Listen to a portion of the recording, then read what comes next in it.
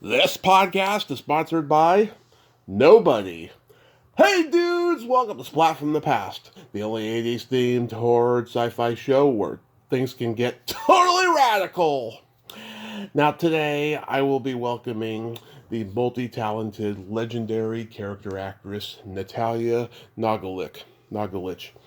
And she is just legendary. Oh my God, she has played everything from moms to wives to fortune tellers and so many variety of characters. But you all know her from National Lampoon's Christmas Vacation as Mrs. Shirley, Brian Del Murray's wife at the end of the movie when all hell breaks loose at the Griswold house. And God, she's done, I can't tell you how many movies and television shows she's done, over 100. I mean, she was in classic movies like Stony Island and Four Friends, and she guest starred on Tales from the Crypt and Tracy Takes On, and the Star Trek spin-offs, Next Generation and Deep Space Nine, which I won't be bringing up because it's so well documented. She's done like 4 Star Trek podcasts or something that you can go find on YouTube. But she was in William Friedkin's The Guardian, and she was in Hoffa with Jack Nicholson and Danny DeVito. I mean, she's done so much great work, and she's from Chicago, you know. She's a Serbian from Chicago. It's my second one this month, you know. And it's going to be just a fantastic interview. I cannot wait. Also, rest in peace, Diane Delano. I loved her on Northern Exposure, and I loved her in Miracle Mile. She was on my list for next year, but sadly, it won't happen, and I am so devastated. Rest in peace, Diane Delano.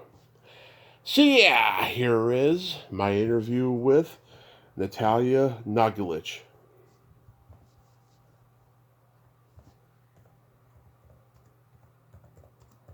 Hey, Natalija, welcome to the show. How are you today? I'm doing well, Tom. Nice to be on your show. Thank you for inviting me. Absolutely. This is a great honor. Thank you so much for coming on today. Well, how are things in your part of the world? Freezing cold, but it's okay. Really? Is it really cold where you are? Where are you? And I'm in Modesto, California. It's 50 degrees. Oh, my goodness. Well, I'm in Florida, and it's 78, so I don't mean to torture you, but it's sunny and warm where I am. That's perfectly fine. I wouldn't have it any other way. Oh, you're sweet. Thank you. So, going back in time, did you gravitate toward acting early on in your childhood? Yes, definitely. I mean, I loved stories. I loved being read stories. I liked telling stories. I loved reading. I started reading when I was 4 years old, and I was in a community ballet class and drama class and just doing things really for fun. But I loved it, and I seemed to have some ability there. And yeah, so it started rather early. I mean, I think photographs when I was like 4 or 5 years old, standing on a table doing a ballet pose. So I guess it was in the blood. Yeah, and you were a dancer too, right? Yes. I studied. Actually, to be honest, dance was my first choice, and. Came a time later on in my 20s when I was working in David Mamet's theater company in Chicago and also in a modern dance company. And I had an opportunity to perform in both of them, but they conflicted in schedule. Mm-hmm. And I had to choose. And that was really a turning point for me because, as I said, I was in my early 20s, but I kind of felt like, dancers, they don't have a long career. Yeah. I mean, actors can act until they're 104, and so I chose to do the theater piece, and I had to withdraw from the dance piece. And it was interesting because in the theater piece, which was called Ashes of Roses, it was an adaptation of a Noel Coward story. I was playing a chorus girl, had to do a dance, and I actually choreographed the dance for the show. So it kind of was a nice, gentle segue into the theater. have no regrets. I didn't, I mean, I kept dancing, kept taking class, but I felt good about that choice. Yeah. And I loved being on stage, so, yeah. I think that was a great decision. And your your family was Serbian, and you were born and raised in Chicago? That's right. It, My mother came from Serbia in 1941, before World War II. My father was born in Chicago, but spent early childhood in the former Yugoslavia. They met right after the war. My father fought in the army. He was actually in the Normandy invasion and was decorated with a Bronze Star, Purple Heart presidential citation. And he met my mom in church the day after he got back from the war. And I guess it was love at first sight, so they tell it. And it was, they were destined. And my grandfather on my mother's side came, obviously before my mother was born, to Chicago. He was sponsored by somebody to come and work and then send money back home, as many immigrants did at that time. And while he was working in a foundry, World War I broke out. And a recruiter came to the foundry and was looking for people to volunteer to go to war. And nobody was raising their hand. And my grandfather, who was by then very, very taken with America, took off his leather apron or material that they wore in the foundry, threw it down, looked at his fellow workers and said, "You all should be ashamed of yourself." And he enlisted. And he went on to receive the Medal of Honor. Wow. Yeah, my dad's Croatian, and his dad was from Chicago. It's funny, I just talked to Steve Vinovich. He's a Croatian Serbian from Illinois. What is it about Chicago where like the Croatians and the Serbians settled, Well, I think it had to, I'm not sure, but there were, I think it was the industry, the steel mills, the foundries. Oh, yeah. The kind of, manual labor, if you will, that many of the immigrants came and that without much language, they were qualified to do that. That's what I think anyway. And then actually once it started, the Serbians Croatians too, gravitated to the city. And in fact, I heard something recently that there's the greatest concentration of Serbs in Chicago after Belgrade. Wow. Yeah. Wow. Yeah. There are a lot of Serbian churches and Croatians too. There's a history of conflict between Croatians and Serbians, but that was never encouraged in our home. We had Croatian friends, and we just all considered ourselves Yugoslavs, really, until it all broke apart, and then there was a little more distinction, but no malice. At least I didn't grow up with any. Oh, that's good. Yeah, the blue-collar working class, that makes sense. That makes sense. That's why. There are a lot of churches, a lot of activities, Serbian fests, and so on. And I was raised, obviously, Eastern Orthodox and, brought to church every Sunday, had to learn.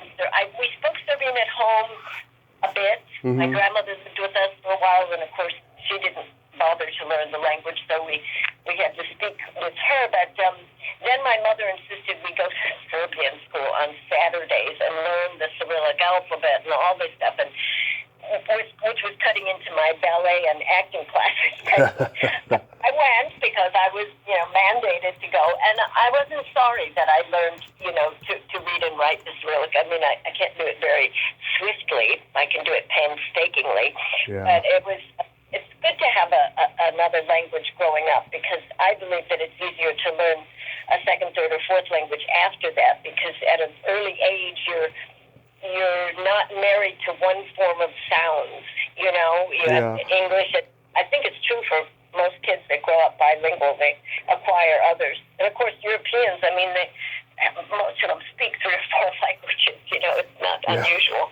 Did you have in your home? Did you get, or your... No, we don't know too much about our Croatian heritage, sadly. We tried to do the genealogy thing. We also found we have German in our blood somewhere too, but we don't know too much about it, unfortunately.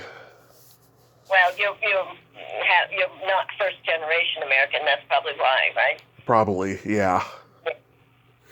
Well, still, you know where you come from. Anyhow, nice to know. Exactly. Hope you get to go there one day. Beautiful. Croatia is beautiful. Oh yeah, I've heard it is. Yeah, and I heard back in the 80s during the Cold War, they hated each other, but they loved tourists. Yeah, exactly. And actually, I did a movie in Croatia in the 80s. What was it, 80? Let's say 7 or 8. Uh-huh. It was a movie for, those are the days where they used to do television movies. Yeah. It's probably before your time, but this was a television movie called Dirty Dozen 4. Oh yeah. Fourth sequel with starring Telly Savalas and a bunch of wonderful actors, and they were there getting ready to shoot, and they had the leader of the Serbian partisan resistance in the 40s was cast by a Serbian actress. I don't know her name, and something happened. She was unable to fulfill the commitment she had. I don't know, either a conflict or something happened, and at the last minute they didn't have that character cast. And my agent knew of my background, set me up for the part. I auditioned for it, and it was like the next day I was on a plane to Zagreb. We filmed in Zagreb and the surrounding area. And it was December. It was cold. We filmed outside a lot, war movie and so on. But it was a wonderful experience. I absolutely loved Croatia and the people, and Telly Savalas. Fell in love with him. He was just great to work with, and so that was the longest time I spent in Croatia. But I've been to Serbia and my parents' hometowns many times. Love it. So yeah, I have an affinity for it. my roots. Yeah. So when you were at the David Mamet Theater Company, was that the St. Nicholas? Yes, good for you. And that was also sort of propitious, how I happened to find myself there. As I said, I'd already finished school with a degree in art history, and I used it for a few years and worked in a gallery and paid back my school loan. But then the theater bug bit, and I was going through the Chicago Reader, and I thought, I've got to get into a company or start taking classes again. This is what I really want to do. And I saw the ad for St. Nicholas Theater Company. I didn't know David Mamet, W.H. Macy. I didn't know who any of them were, and Mamet was somewhat known by then from American Buffalo, but certainly not on the levels that he is now. But I liked the name St. Nicholas because I was aware that it was the Russian saint for actors, street people, poor people, and that's probably why they call Santa Claus St. Nicholas. And I thought, I like the name of this company. I'm going to go take some classes there. And that's how it started. I started taking classes at W.H. Macy and then Mamet, and then Stephen Schachter became a wonderful director. And went on from there. That's what bit me. And those guys, they were so dedicated and pure about their work. And I felt really grateful. I just fell into it, I mean, there are no accidents, huh? But, and then Steppenwolf, which is still in existence, started a little bit after St. Nicholas. It wasn't quite, we were there first, and then then Steppenwolf. And Steppenwolf, thanks to Gary Sinise and Malkovich, they kept it going when the founders moved to one coast or the other. Whereas St. Nicholas, when Mamet and Macy and Stephen and I actually moved to New York, they didn't hold down the fort, so it didn't continue. But it was great while it lasted. And Steppenwolf is still great, and God bless them for being able to, maintain it the way they did. Very, very smart of them. Yeah, I mean, I've talked to all the Chicago actors that like Vinny and Cindy Gustafaro and Ellen Crawford and Bob Swan and Sherry Nerins, rest in peace. I mean, it was just a magical time to be in Chicago as an actor because you had all these theaters, you had improv there, Second City, all that stuff, and it was great to be an actor in Chicago in those days. Yes, it really was. It was very rich time. I mean, Halsted Street, where St. Nicholas was, I mean, there was the Jane Addams house, a Hull House. They had theater there, and then up on Lincoln Avenue, they were just burgeoning with small theater, and people were all, actors were working. mean, if you weren't working, you were in a class. Mm-hmm. But it was easy to be in a show, pretty much Yeah. nonstop. Yeah, there was a magical time. That's a good way of saying it. I feel grateful that was my introduction. And then came theater in New York, and then came LA and TV and film. So natural. So I'm a big fan of Stony Island. I've had Tamar Hoffs and Wendy Barnes on here. Anything stand out about that movie? Oh my gosh, yeah. Oh my goodness, you had Tamar. Oh. Yeah. Yes, actually, my sister, rest her soul, was a casting director and eventually producer of commercials and short films at the time, and Andy Davis hired her to cast Stony Island. Mm-hmm. And of course she wanted to get me an audition. And the part I played Andy Davis's father, that character's mistress. Yeah. Was really young. So it made him look like a real cradle snatcher, Yeah. But and he was great, Nate Davis. He was another one of those actors that worked until the day he passed on. I mean, he was just always working, like Mike Nussbaum, who recently passed. And he, just a couple of years ago, I saw him in Hamlet at the Chicago show. I mean, they just kept working. They were theater animals, Yeah. in a good sense of the word. But anyway, I remember, so Nate, I can't remember the character's name, but my lover, Yeah. died. And I'm obliged to greet some people at the door, and I'm supposed to be in tears. Yeah. And I remember thinking, that was my first movie, by the way. Mm-hmm. And so I had my sister to thank for that. And I was nervous about it.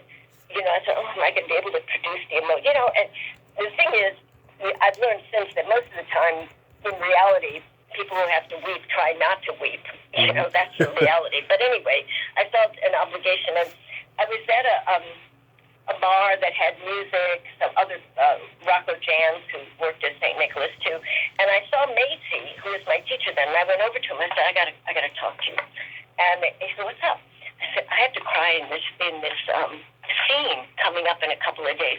And I'm worried about it. I'm afraid. Yeah. And he said to me, Natalija, whatever the circumstances are, do your best not to cry. And I was like, wait, my boyfriend just croaked in front of, just died. I mean, he died at the dinner table. It was a sort of dramatic death. He crashed into his plate. I said, what? And he said, no, that's what he said, be relaxed, do all your sort of exercise, be relaxed, listening. But if you understand the circumstances, that was their big thing, Mamet and Macy and Schechter. If you really commit to the circumstances, then don't worry about the emotion. It'll follow, and if it doesn't, then it's not meant to. And that somewhat allayed my fears, but I was still a nervous wreck when I went to the set that day. But it all worked out.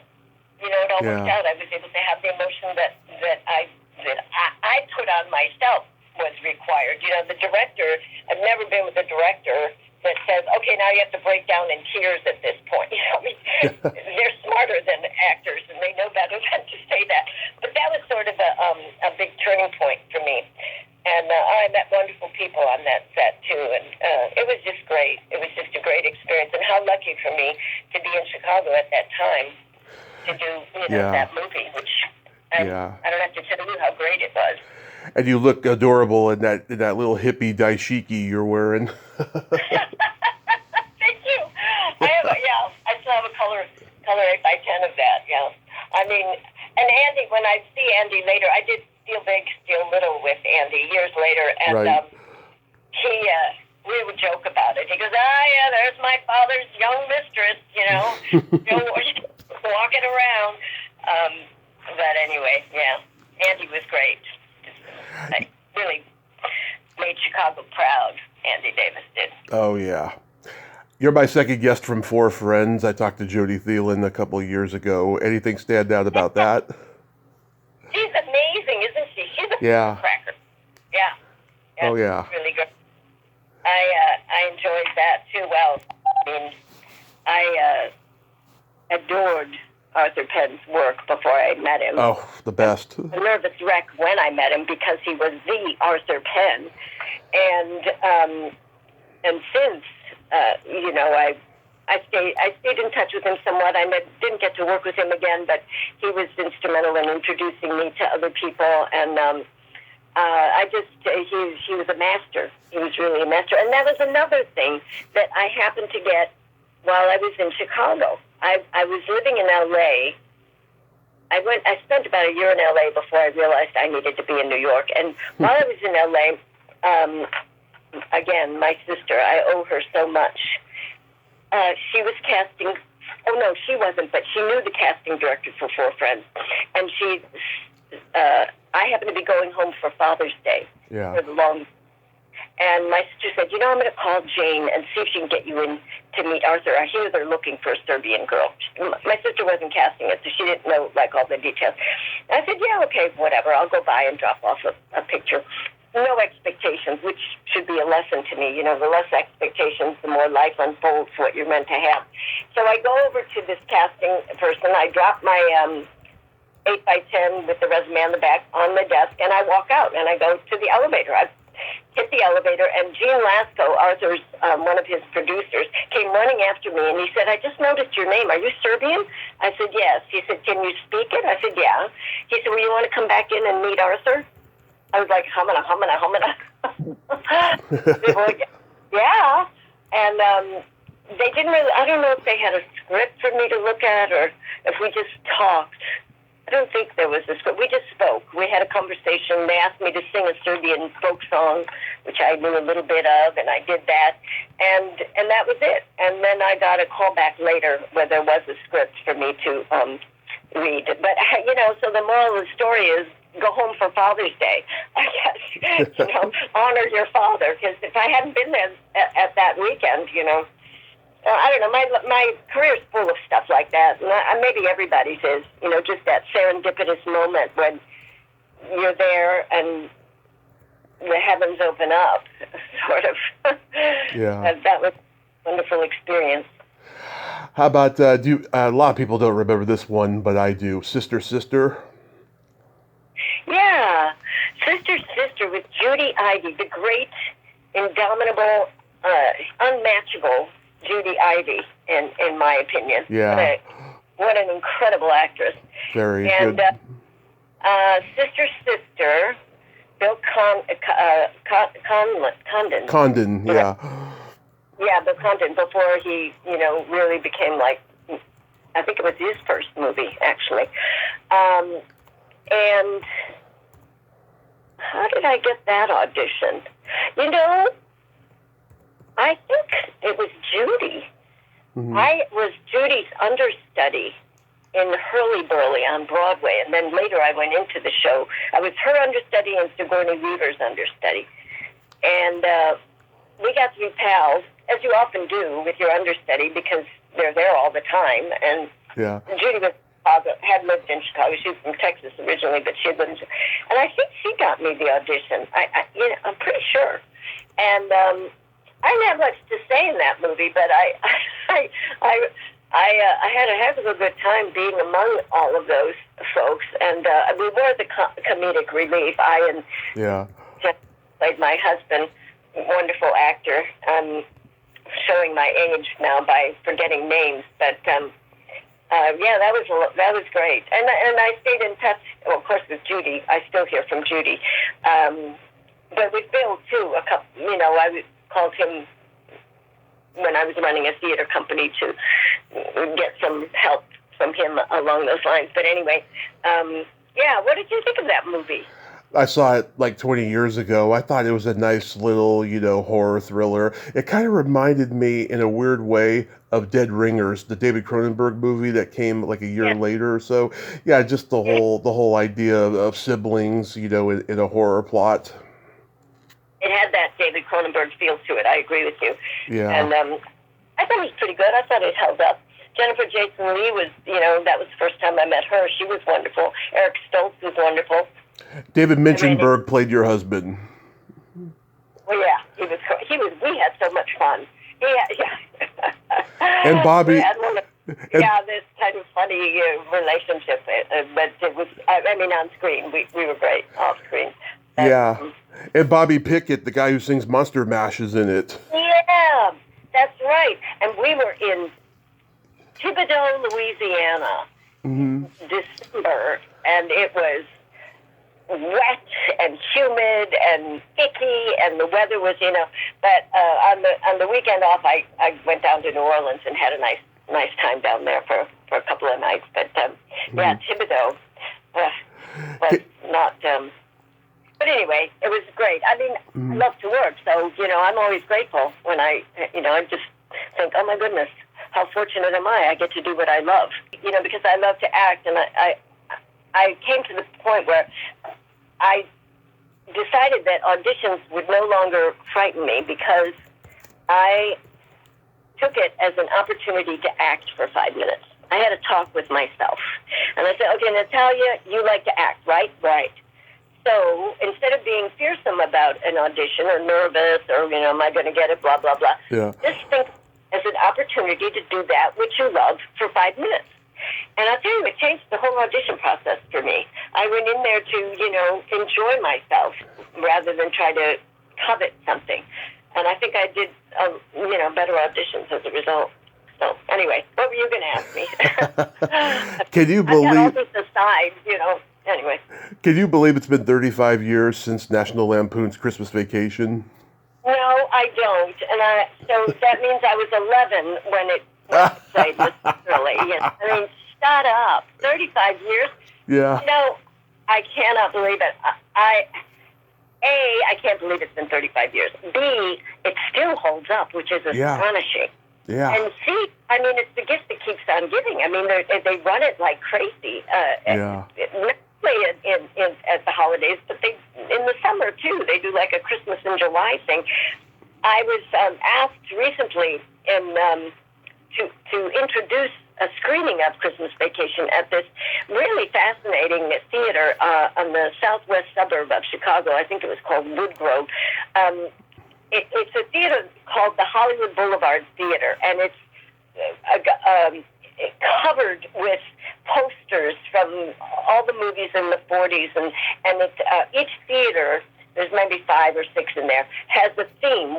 The one where the screening of Christmas Vacation was the Grauman's Chinese Theater. Right. And another one was Coconut Grove theme.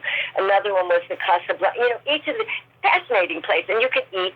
And so anyway, they had this promotional VIP kind of screening where people got gifts. They paid, I don't know what they paid. And out of the blue, a friend of mine said, they're doing this screening, and I know the woman who's putting it together. Do you want me to ask her if would you like to be part of it? I'll ask her, if she would like to have you there. So that's the way it came about. And she said, yeah, I'd love it. You could come and introduce the movie, which would be fun. Well, I was amazed at what a wide range of age fans were there, fans of the movie, and how they remember. You remember all the lines. I mean, they knew my lines better than I did. Yeah. And I took some autographs, and then I talked a little bit when I introduced the movie. But I wasn't going to stay for the movie. I thought, well, I'll introduce it, and I'll do what I've been asked to do, and then, I'll skirt out. But I sat there, and I said, well, I'll watch the first little bit. And I was riveted. I had only seen it a couple of times. I'm not one of these people who watches her work over and over again. Yeah. It really held up. I thought, wow, no wonder. It does. Yeah. I grew up with It's a Wonderful Life. That's what we watched every Christmas at home. Yeah. But now this is the one. This is the new It's a Wonderful Life, I guess. I was 7 the first time I saw this. I loved all the vacation movies growing up. I was 7 when I saw this, and I remember seeing this, and I remember seeing you and going, hey, it's that lady from the Babysitters Club. Aren't you cute? Oh, 7. Bless your heart. Yeah, because it was on like around the same time that the movie premiered on HBO. So yeah, I remember that. Oh, cool. Yeah. Oh God, Babysitter's Club. I barely remember that, but yeah, that was and they got that white box coat for me because I was meant to look very, very wealthy because my husband in the Mr. Shirley owned the company, and it was cheap, and that we healed him of that by the end of the movie. But so I went to the furrier with the costumer to pick out a coat, and I was stunned. I said, I'm going to wear a real fur, and really? And they said, yeah, we really wanted to look at this white box. Well, they had a security guard with me almost the entire time to make sure nothing happened to the coat. Of course, it wasn't going to disappear. How could a coat like that disappear? But just to kind of protect the coat. Yeah. And, it was fun. It was obviously shot in California, so the snow was not real, but what a cast that was, huh? Oh, God. Yeah. I mean, the legendary Bill Hickey was there. You got to dance with him there at the end when he was all burned up. Yep. He was great. And Jeremiah's first movie, I think. I mean, he had done a lot of other things in commercials and videos. And I thought he did a brilliant job. And, I have his contact information. I meant to, after I saw the screening last week, I thought, I got to reach out to Jeremiah and tell him how great it was. And I can't even believe it was his first full feature, because I thought it was masterful the way he got the comedy out of the way he cut it, and all the performances. Yeah, it was really a great maiden voyage, if you will. Yeah, I thought. But that was fun. That was a lot of fun. Bill Hickey. Oh, wow, what a great man. What a great actor.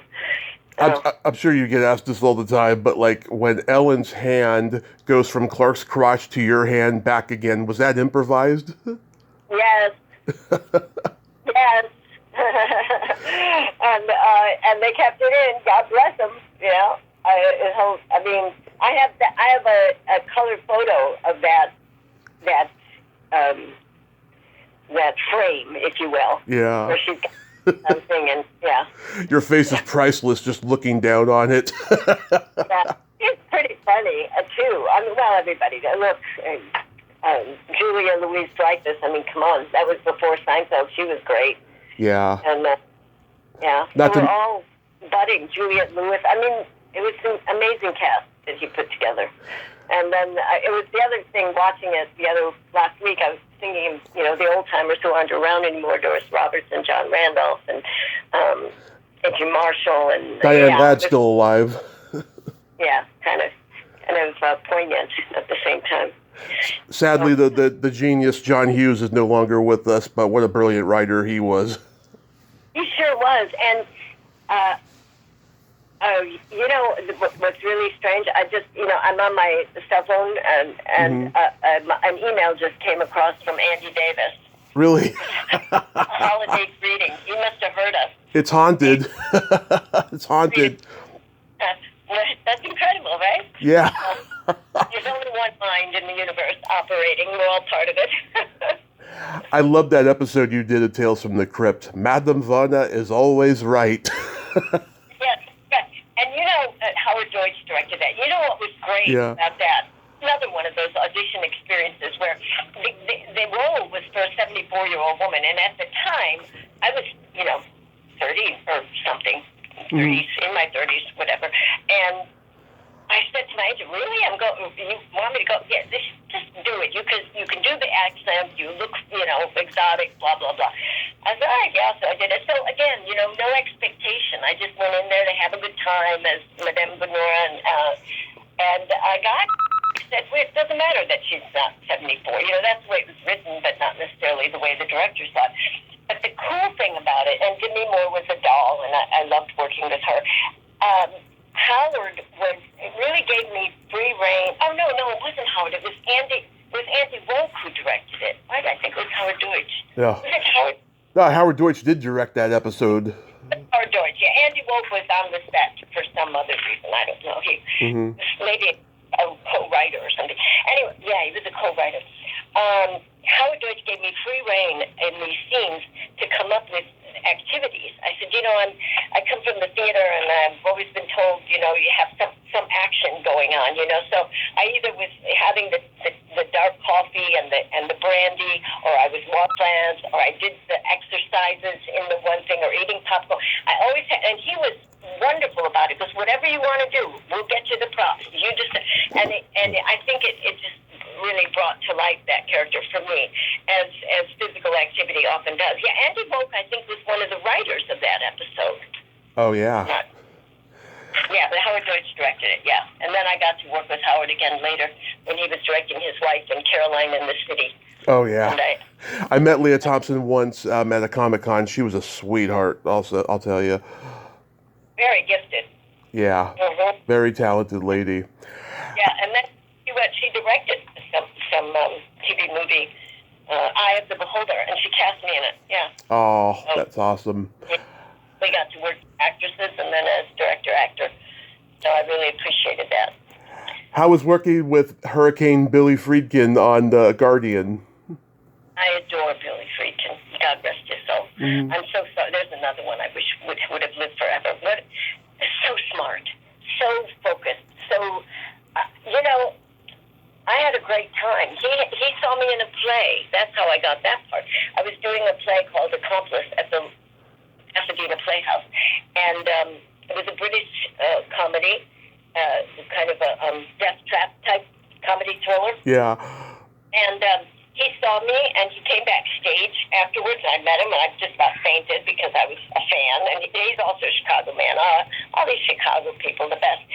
And then I was called in to read for that part in The Guardian, and I came in, and they, Lou, what was his name? The casting director, it'll come to me, Lou was his first name, and Billy was there, and Billy was like, "Oh, Lou, we don't need to have her read anything. I saw her on stage, and, she can do this, no problem." So it was more of a conversation than an actual audition. Yeah. And on the set, he was very caring of the actors.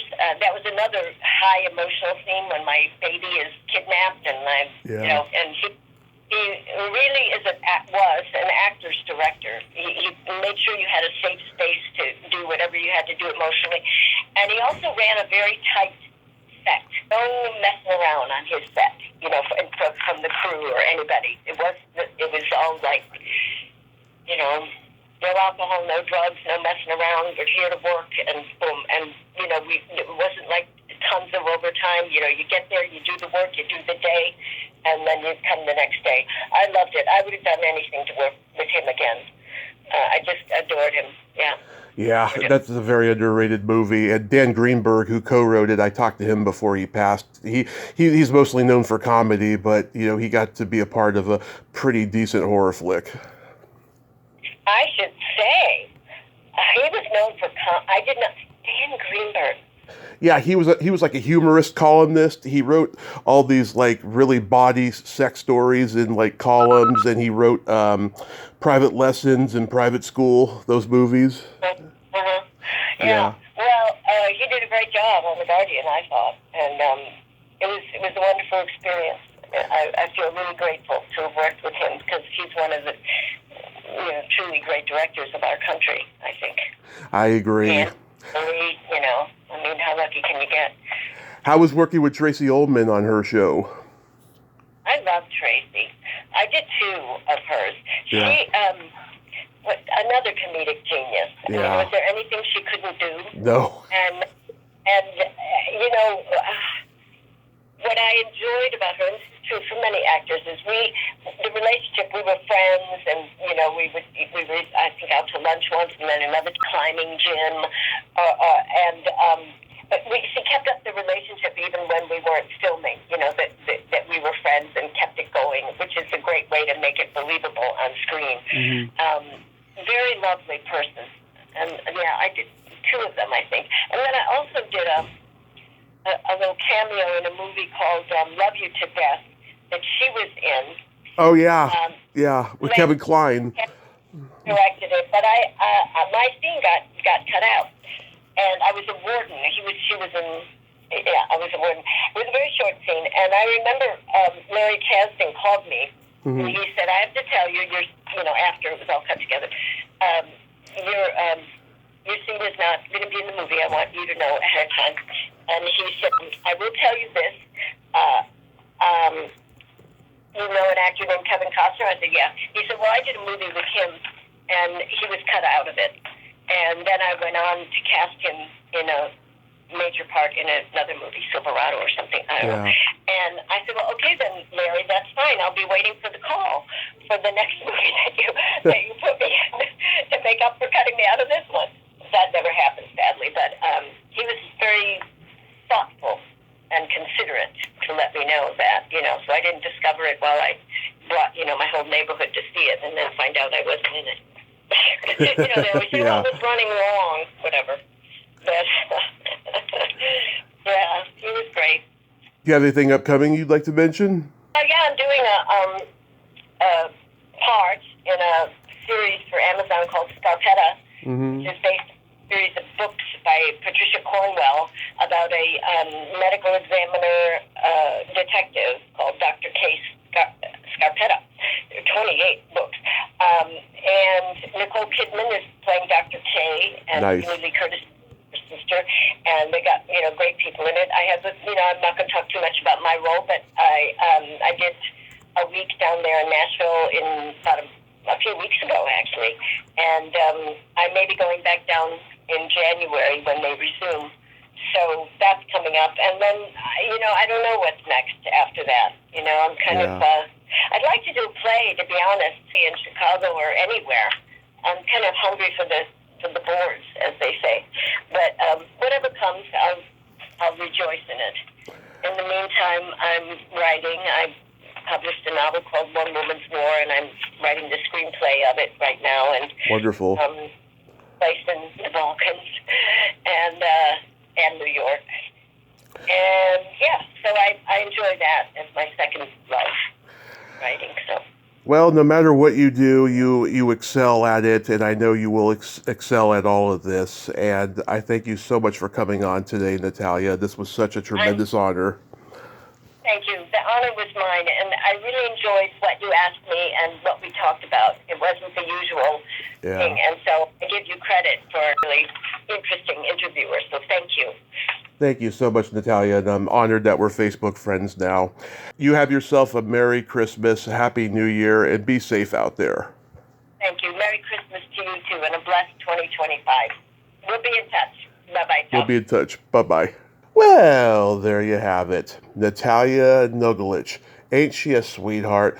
Oh my God. She is just so personable, so friendly, and she loved my questions. I am so friggin' happy about that. I really, really am.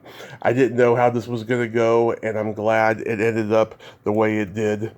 And yeah, I got to ask her about horror instead of science fiction with the Star Trek because she's talked about it so many times. But it was a fabulous interview, and oh my God, she knows everybody in the industry, doesn't she? I mean, pretty much. I mean, she was dropping names left and right, and it was just so fabulous. I am so glad that we got to talk today. And wow, I did not know that she was a cutout of I Love You to Death. I did not know that. I gotta go back and watch that movie. It's been, God, decades since I've seen that movie. Well, until next time, this is Tommy Throwback Kovac saying there's no shame in living in the past because the present sucks. Later, dudes. Holiday Row. Oh.